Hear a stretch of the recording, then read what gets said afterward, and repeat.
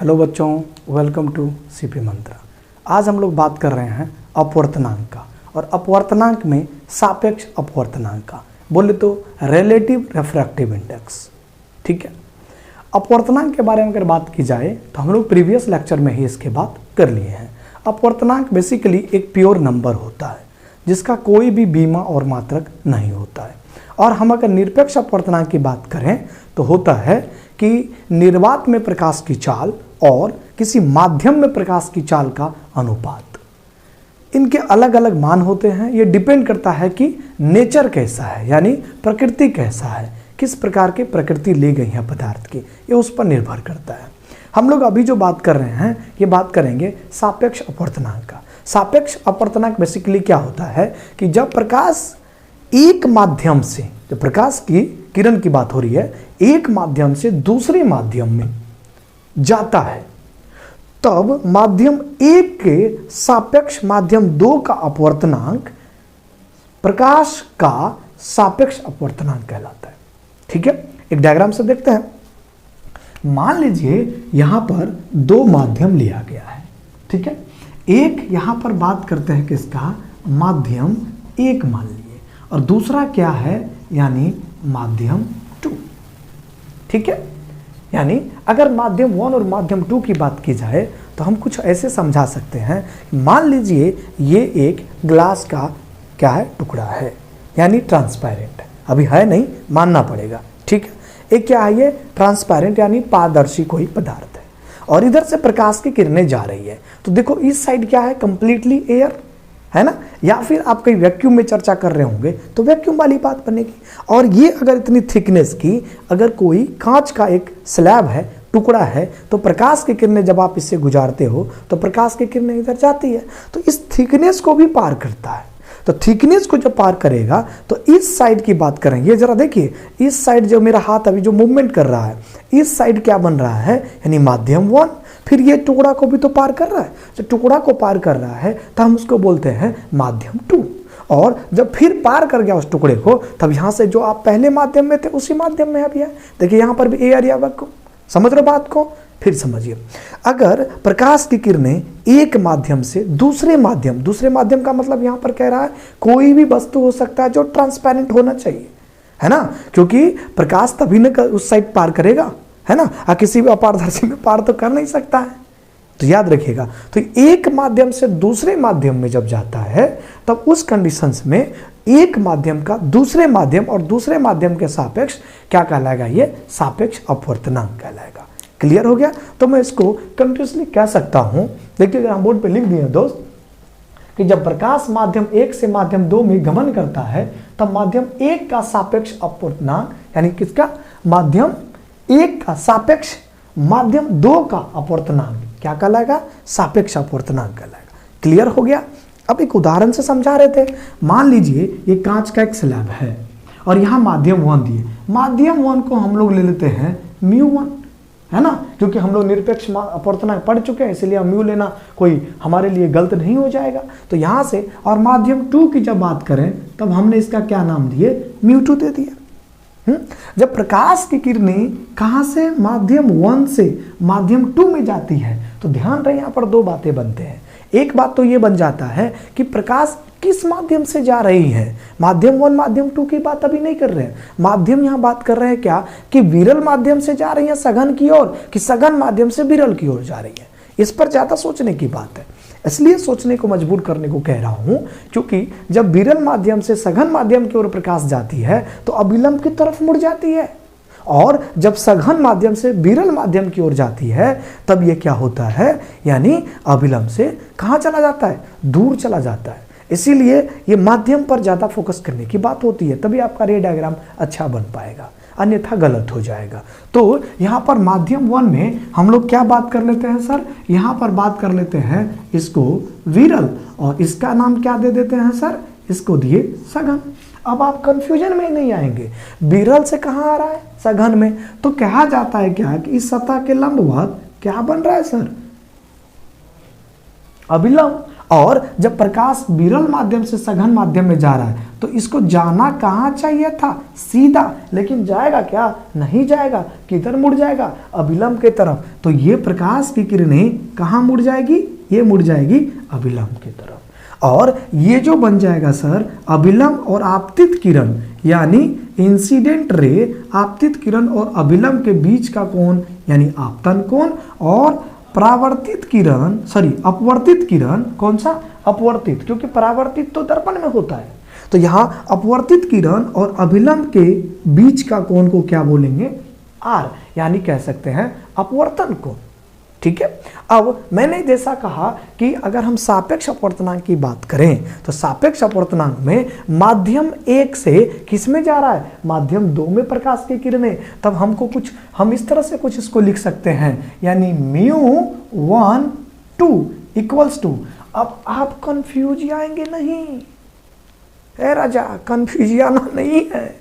आप ये दिमाग लगाएंगे कि जा किधर रहा है, उसके बट्टे पीछे। बचपन वाली बात याद करो, सब हो जाएगा। तो किधर गया, मीडियम 2 में, माध्यम 2 में, तो μ2 अपॉन में μ1। तो यहां से 1 2 को क्या लिख सकते हैं, μ2 अपॉन में बोलिए μ1। ये तब हुआ जब किससे गया, यानी म्यू से किधर, μ2 की ओर। हाजी समझ रहे हो ना। चलो अब आता है क्या है कि अगर प्रकाश की किरणें, भैया प्रकाश की किरणें अगर ऐसा करा जाए, कंडीशन नंबर केस 1, यहां ले रहा हूं मैं केस 2।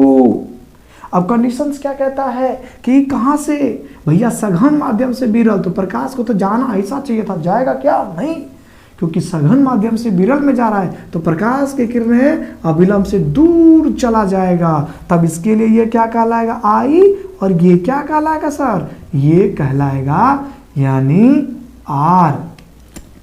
तब इसके लिए हम सापेक्ष अपवर्तनांक क्या लिख सकते हैं साहब, हम लिख सकते हैं यानी μ21 इक्वल्स टू। अब जो सोचिए μ21 इक्वल्स टू, 2 से 1 में जा रहा है ना, तो मैंने क्या सिखाया, जिधर जा रही है उसके बट्टे कौन, पीछे। तो यहां से कहेंगे μ1 बाय कितना, μ2। इसी को तो सापेक्ष अपवर्तनांक कहते हैं, कौन सा नया बात। इसी चीज को कुछ इस प्रकार लिख सकते हैं, यानी कह सकते हैं μ12 इक्वल्स टू μ2 बाय μ1, और μ2 इक्वल्स टू को बोल सकते हैं μ1 बाय μ2। अब आप कहेंगे सर आपको तो याद है, आप जल्दी जल्दी में लिख देते हैं, हम कैसे लिखें। अरे बहुत आसान है बच्चे, कैसे, यहाँ पर फिर से वही डायग्राम बनाओ, बना दिया आपने। इसको क्या बोलते हो, माध्यम 1, इसको क्या बोलोगे, माध्यम 2। हाँ जी, कोई दिक्कत वाली बात नहीं है। माध्यम 1 को क्या बोलो, μ1, माध्यम 2 को क्या बोलो, μ2। प्रकाश की किरणें किधर से किधर जा रही है, प्रकाश की किरणें माध्यम 1 से माध्यम 2 में जा रही है। माध्यम 1 से माध्यम 2 में जाने के लिए 2/1 कर लो, आगे वाला माइनस पीछे वाला, आगे वाला माइनस पीछे वाला। तो समझो, तो यहां से क्या कहते हैं, यानी 1 से कहां जा रहा है, 1 से कहां जा रहा है, 2 में। तो 1 से 2 के लिए क्या करोगे, μ2 बट्टा μ1, और 2 से कहां जा रहा है, 1 में, यानी 2 से कहां जा रहा है, 1 में, इसके लिए क्या करोगे, μ1 बट्टा μ2। कुछ है इसमें, नहीं है, कुछ नहीं है। तो यहां से कह सकते हैं कि μ12 बराबर μ2 बाय μ1 और μ21 बराबर μ1 बाय μ2। तो बच्चों एक बात बताओ, इसको क्या लिख सकते हैं, हम इसको लिख सकते हैं μ12 इक्वल्स टू, यानी किसके करीब बना, μ2 बट्टा μ1। क्या मैं इसको ऐसे लिख सकता हूं कुछ कि 1 बाय μ1, अब बट्टा बोलिए कितना, फिर समझिएगा, μ1 अब बट्टा बोलिए कितना, μ2। अरे बच्चों अगर मैं μ2 की बात करें तो μ2 को हम इसको ऊपर भेज सकते हैं ना यार, तो ऊपर भेजेंगे तो क्या बात बन जाएगा, फिर समझना बनेगा। तो यहां पर यह किसके करीब बन रहा है, यानी इसको ऊपर भेजिए तो क्या बन रहा है, μ2 बट्टा बोलिए μ1 बन रहा है। यही बात बन रहा है कि नहीं बन रहा है, अगर मैं इसको ऐसे लिखूं तो ये बात बन रहा है। बट अगर इस चीज की बात करें, अंदर की बात देखो, अंदर की, अरे कुछ बातें अंदर की भी होती है, उस पर भी ध्यान दिया करो। अंदर की बात कहता है कि μ1 बाय μ2 किसके करीब है, μ1 बाय μ2 किसके करीब है साहब, किसके करीब है। तो हम इसको लिख सकते हैं μ12 इक्वल्स टू 1 बटे कितना, μ21। कोई कष्ट वाली बात होनी भी नहीं चाहिए, ठीक है। तो आपने क्या चीज सीखा, आपने सीखा अगर कोई यानी सापेक्ष अपवर्तनांक की बात की जाए, किसकी, सापेक्ष अपवर्तनांक, बोले तो रिलेटिव रिफ्रैक्टिव इंडेक्स का, तो एक माध्यम से दूसरे और दूसरे माध्यम से पहले माध्यम के बीच संबंध की बात हो रही होती है, ठीक है। जिस प्रकार आपने देखा μ12 μ2 by μ1 और μ21 μ1 by μ2।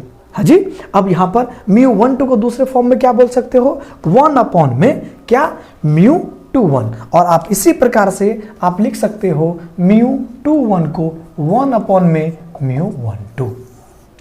हाँ जी, कोई दिक्कत वाली बात। तो चलो एक बार फिर समझाते हैं। हम ऐसे लिख सकते हैं क्या, 1 2 को यानी μ2 बट्टे बोलिए μ1। अब इसको लिखने के लिए क्या और तरीका हो सकता है, इसको लिखने के लिए 1 बटे ये पार्ट को अगर लिखा जाए तो क्या करें, जो वो ऊपर पलट जाएगा, μ1 बाय μ2 लिख सकते हैं क्या, समझो, लिख सकते हैं। तो यहां से, और ये जो पार्ट बन रहा है बच्चों μ1 से μ2, इसको क्या बोलोगे, नीचे वाला ऊपर, हम इसको बोल सकते हैं कितना, μ21 बोल सकते हैं कि नहीं बोल सकते हैं, जरा इस पे गौर करना बच्चों, समझिए। ऊपर वाला नीचे, ऊपर वाला नीचे, नीचे वाला ऊपर जा रहा है। अब यहां पर आता है μ12, μ12 में क्या है, μ2 by μ1। अब हम क्या लिख सकते हैं इसको और तरीके से, हम लिख सकते हैं 1 बटे μ1 by μ2। अब ये ऊपर चला जाएगा, μ2 by μ1 बनेगा ना। अब μ2 by μ1 बनता है, तो यहां से μ1 by μ2 को क्या बोलोगे, यहां से μ21 बोल सकते हैं क्या। अब इन दोनों में रिलेशन निकाल लो, इन दोनों में रिश्तेदारी निकालो, यानी कैसा बनेगा रिश्तेदारी, फूफा और मामा वाला। कैसा बनेगा देखो, यानी μ12 इक्वल्स टू 1 बाय μ21। देखो तो फूफा और मामा का रिश्ता नहीं बन रहा है, बन गया ना। यहीं पर बच्चे क्वेश्चंस पूछा जाता है। जब प्रकाश की किरणें एक माध्यम से दूसरे माध्यम में जाती, बातों पर फोकस करना, ऑब्जेक्टिव बनेगा। जब प्रकाश की किरणें एक माध्यम से दूसरे माध्यम में जाती है, तब प्रकाश की आवृत्ति, क्या आवृत्ति, किसकी बात कर रहा हूं, प्रकाश की आवृत्ति अपरिवर्तित रहता है, परंतु उसका तरंग दैर्घ्य बदलता रहता है, यानी परिवर्तित होता रहता है। फिर समझिए, जब प्रकाश की किरणें एक माध्यम से दूसरे माध्यम में जाती हैं, तब प्रकाश की आवृत्ति अपरिवर्तित रहता है, मतलब कोई चेंज नहीं होती है, लेकिन उसका तरंग दैर्घ्य बदलता रहता है। मैं इसको नोट कर रहा हूं, आप भी करिए। जब प्रकाश की किरणें एक माध्यम से, अरे क्या हिंदी लिख रहे हैं हम भाई, बहुत बढ़िया, दूसरे माध्यम में जाती है, तो मैंने क्या लिखा बच्चों, जब प्रकाश की किरणें एक माध्यम से दूसरे माध्यम में जाती है, तो प्रकाश की आवृत्ति अपरिवर्तित रहता है, किंतु तरंग दैर्घ्य बदल जाता है, बदल जाता है, अर्थात परिवर्तित होता है। देखिए, ये एकदम एग्जाम्पल ठीक उसी प्रकार होता है जिस प्रकार एक एकदम से भोला भाला एकदम लड़के की शादी हो जाती है, माँ का बहुत आज्ञाकारी होता है, और एक सुंदर सी कन्या उसके जीवन में जब आते हैं, तब ये ससुराल के आने जाने के क्रम में उसका लड़का वही है, बदला नहीं है। ऐसा लगता है कि नाक टेढ़ा हो गया, मुंह कान चेंज हो गया है, नहीं नहीं नहीं नहीं, लड़का वही है, लेकिन अब उसका मन भावना, मतलब समझ रहे हो ना, भावना कदर करो, उसकी भावना क्या हो रही है, अब वो इमोशंस में भावनाएं बह जा रही हैं, इमोशंस पे बह जा रहा है, उसकी भावनाएं बदल जा रही हैं। अब वो लड़का का तेवर चेंज हो जाता है। सेम उसी प्रकार जिस प्रकार प्रकाश की किरणें एक माध्यम से दूसरे माध्यम में जाती हैं तो आवृत्ति अपरिवर्तित रहता है, परंतु तरंग दैर्घ्य बदल जाता है।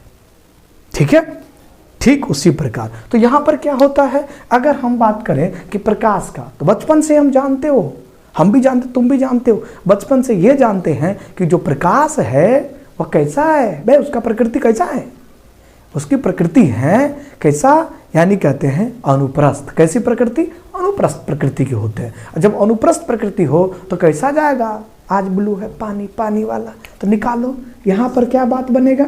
अगर प्रकाश की किरणें कुछ इस तरह से बयां करें, अनुप्रस्थ तरंग है ना, तो यहां पर क्या होते हैं, दो श्रृंग और दो गर्त के बीच की दूरी को क्या बोलते हो, तरंग दैर्घ्य बोलते हैं क्या। और जब प्रकाश की गति कर रहे हैं तो ये कैसा है, यानी सी, ये क्या होता है सी, यानी प्रकाश की चाल। ठीक है, समझो। अब यहां से मान लो इस पॉइंट से इस पॉइंट तक को जाने में इसको समय कितना लगा, टी। तो बचपन से जानते हो कि चाल बराबर हो बच्चा, चाल बराबर क्या होता है, चाल बराबर दूरी बटा समय, चाल बराबर दूरी बटा बोलिए समय। तो यहां से यहां तक दूरी कितना तय किया, अरे लैम्डा तरंग दैर्घ्य, यानी अपने घर से ससुराल तक जाने में कितनी दूरी तय हुई है, लैम्डा। कितना हो गया, लैम्डा। समय कितना लगा, टी। मैंने क्या कहा, भोला भाला बेचारा, सीधा, शादी के बाद टोटली इंसान वही है, आदमी बदला नहीं है बे, आदमी का नेचर बदल गया है। मतलब जब प्रकाश की किरणें एक माध्यम से दूसरे माध्यम में जाती है तो उसका आवृत्ति फिक्स रहता है, आदमी वही है। अब उसका तरंग दैर्घ्य बदल, उसकी भावनाएं बदल गया है। ठीक है, ठीक इसी प्रकार चाल बराबर क्या, दूरी बटा समय। और दूरी को क्या कहा, यानी लैम्डा, तरंग दैर्घ्य की बात हो रही है, और समय लगा टी। तो है बच्चा, प्रकाश की चाल को क्या बोले आप, सी ना। जब सी बराबर कितना बनेगा, लैम्डा। और लैम्डा बटा टी को बोल सकता है 1/t, और 1/t को क्या टी एफ हो जाएगा। तो हम कह सकते हैं सी बराबर लैम्डा इंटू एफ। कोई कष्ट तो नहीं है। तो यहां पर देखिए सी बराबर क्या बना, लैम्डा इंटू एफ। तो यहां से निरपेक्ष अपवर्तनांक है बच्चा, निरपेक्ष अपवर्तनांक की बात हो रही है। तो निरपेक्ष अपवर्तनांक, राइटिंग समझ में आ रही है ना, नहीं तो जो बोल रहे हैं उस पर ज्यादा ध्यान देना, लिख भी वही रहे हो। तो निरपेक्ष अपवर्तनांक की बात करते हैं म्यू, और म्यू किसके करीब होता है, सी बटा भी। यानी कह सकते हैं किसमें, निर्वात में प्रकाश की चाल, अब बट्टा बोलिए बच्चों, यानी माध्यम में क्या, प्रकाश की चाल। ठीक है, निर्वात में प्रकाश की चाल, बट्टा बोलिए माध्यम में प्रकाश की चाल। तो म्यू बराबर क्या बन रहा है, सी बराबर क्या सीखा है, लैम्डा इंटू एफ। तो यहां से कह सकते हैं लैम्डा, निर्वात को बोल देते हैं वैक्यूम, है भकुम, हाँ लिखो भकुम ही बोलो। और एफ क्या बनेगा, भकुम। अब बट्टे क्या बनेगा, यानी लैम्डा मीडियम इंटू बोलिए एफ मीडियम। अरे कोई कष्ट है, नहीं होनी चाहिए, क्योंकि बचपन से ही हमने लिखाया आपको, मतलब जब से हमारे यहाँ आना शुरू किए हो तब से बचपना की बात करते हैं। तो यहाँ पर मैंने क्या कहा कि अगर प्रकाश की किरणें एक माध्यम से दूसरे माध्यम में जब जाती हैं तो उस सिचुएशन में आवृत्ति उसका समान रहता है। तो मेरे प्यारे बच्चों, यहाँ पर जब आप देख लीजिए, अगर हम आवृत्ति की बात करें, किसकी बात कर रहे हैं, आवृत्ति का, चाहे वो मीडियम में हो चाहे वो निर्वात में हो, है जी। लिख सकते हैं एफ किसमें, मीडियम बराबर एफ किसमें, वैक्यूम बराबर एफ। लिख सकते कि नहीं लिख सकते, लिख सकते हैं। ठीक इसी प्रकार म्यू बराबर क्या लिखेंगे, यानी लैम्डा किसमें, वैक्यूम में, लैम्डा वैक्यूम इंटू में एफ, बटा बोलिए lambda medium into F. F से एफ काट दीजिए, यानी क्या बन रहा है बच्चों, म्यू इक्वल्स टू बन गया लैम्डा वैक्यूम बटे बोलिए लैम्डा मीडियम, अर्थात तरंगदैर्घ्य जो निर्वात में होगा एवं तरंगदैर्घ्य जो माध्यम में होगा, इनका अनुपात क्या कहलाएगा बच्चों? निरपेक्ष अपवर्तनांक। तो निरपेक्ष अपवर्तनांक के हमने दो फॉर्मूला ले लिए ऑब्जेक्टिव बनाने के लिए, है जी, ऑब्जेक्टिव के लिए। किसके लिए? फॉर ऑब्जेक्टिव के लिए। अब कौन कौन सा बन गया? म्यू इक्वल्स टू बन गया C/V। अब ये नहीं पता चले तो यहां बनेगा लैम्डा वैक्यूम, क्या बात कर रहे हैं? Lambda vacuum by lambda medium. अब इनमें से कुछ भी क्वेश्चन आए तो तुम घबराना नहीं, आराम से बनाना है इसको, ठीक है। यहां तक बच्चों मैं थोड़ा हट जा रहा हूं, देखिए कोई तकलीफ तो नहीं हो रही है। अब यहां पर आता है क्या कि इसके मान अलग अलग होते हैं। अच्छा बच्चों एक बात बताओ यार, आपके सामने नहीं दिख रहा है कि वैक्यूम में और ये, तो सीधा सीधा मोटी मोटी बात ये भी तो कर सकते हैं कि अगर हम अपवर्तनांक की बात करें, किसका? हीरे का, तो यहाँ पर दो बातें बनते हैं। एक बनता है हीरे का अपवर्तनांक सबसे अधिक होता, कितना होता है बे? यानी 2.42। हीरे का अपवर्तनांक सबसे अधिक होता है, कितना? मैं लिख देता हूँ, हीरे का अपवर्तनांक कितना होता है? 2.42 होता है हीरे का अपवर्तनांक। किसका? अरे महिलाओं की पहली पसंद, हीरे का अपवर्तनांक सबसे अधिक होता है, सबसे